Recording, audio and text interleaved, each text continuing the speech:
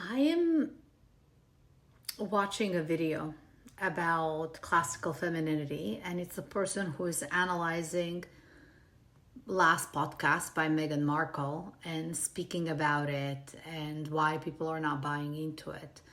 And people talk a lot about authenticity. So I wanted to say a couple of things that I've learned in my training and development. And also in my acting, funny enough, when I did transformational acting, that's what my acting coach would do. So any attempt to be something is acting. Most authentic performances are those that actors are using themselves for, meaning they're not trying to be, they're actually using themselves and allowing that to come through. Now, I'm not going to pretend I know what it's at stake when you have $100 million net worth and you are trying to protect yourself and your family and sustain that kind of a lifestyle. It definitely takes something, even on a much smaller level. I continually deal with where is it that I'm maybe selling out my authentic self because I like my current apartment, or because I like the status, or because I like the perks that come with it. So I think authentic living really comes from your willingness to continually give up who you think you are and allow who you actually are to come through. And that is a very vulnerable process. And it's not as simple as those PR make it seem.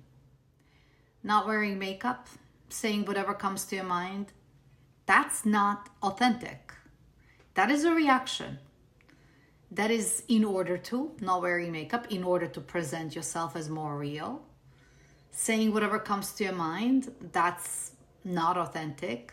That's you just reacting and saying whatever comes to your mind without intention or awareness, frankly, that's not maybe what people want to hear.